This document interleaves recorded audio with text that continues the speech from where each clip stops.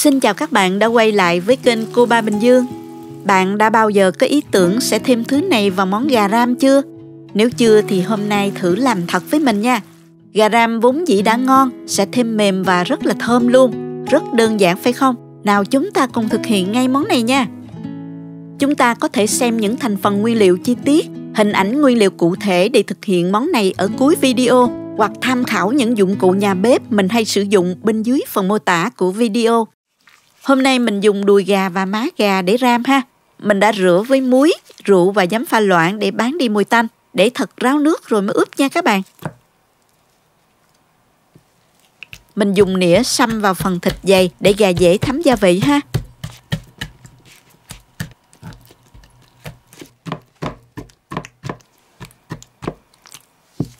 Hành tỏi thì mình cắt ra, thêm 2 lát gừng nhỏ.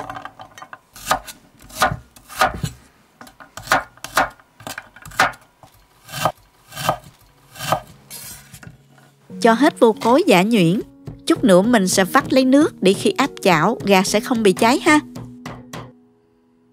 Mình ướp gà luôn nè. Cho gà vào tô lớn cho dễ trộn.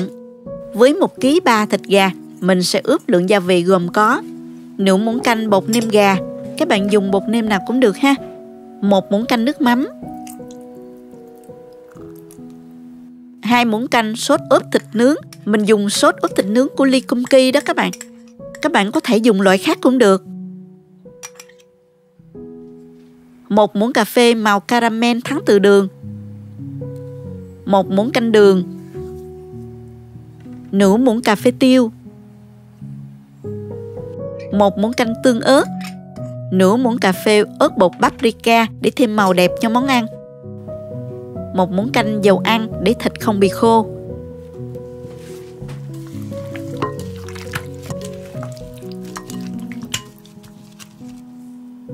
1,5 muỗng nước hành tỏi. Trộn thật là đều lên và mình để 30 phút cho gà thấm gia vị. Thịt đã ướp được 30 phút rồi. Bây giờ mình bắt đầu ram gà nè.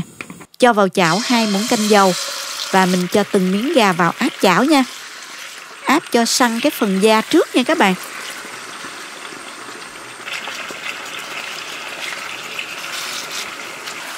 Xong rồi mình trở mặt.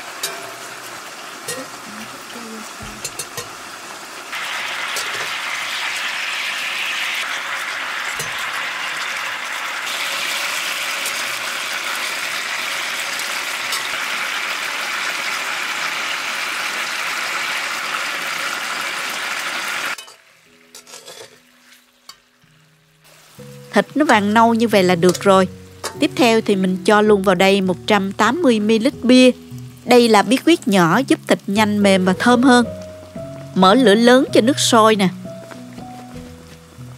Các bạn nhớ hớt bọt. Cái phần gia vị ướp còn lại các bạn cho vào luôn ha.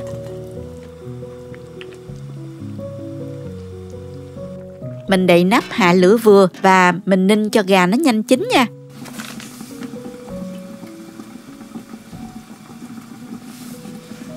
Cứ sau mỗi 5 phút thì các bạn nhớ mở nắp và trở gà ha. Sau khi nấu được 10 phút thì mình mở nắp ra luôn. Hạ lửa dưới trung bình và rim cho đến khi rặt lại.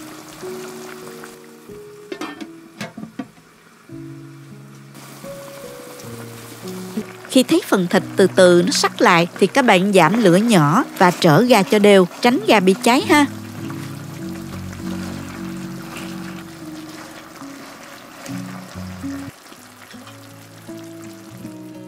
Như vậy là được rồi, mình tắt bếp luôn. Thời gian nấu là từ 30 đến 35 phút tùy theo miếng gà lớn hay nhỏ nha.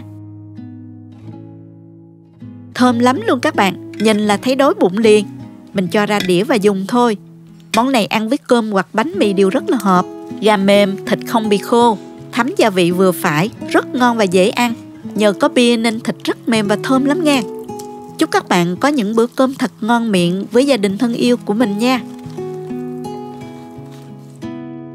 Cảm ơn các bạn đã theo dõi video. Nếu thích cách mình chia sẻ, nhớ gửi cho bạn bè cùng xem, bấm like và đăng ký kênh để xem nhiều món ăn mới của mình. Nếu thấy video thật sự hữu ích, bạn có thể gửi tặng ekip thực hiện một ly cà phê bằng nút Super Thanks hình trái tim ngay bên dưới video. Các bạn cũng có thể truy cập website cobaminhdương.com để xem công thức nấu ăn dưới dạng bài viết. Chào tạm biệt và hẹn gặp lại các bạn trong video kỳ tới nha.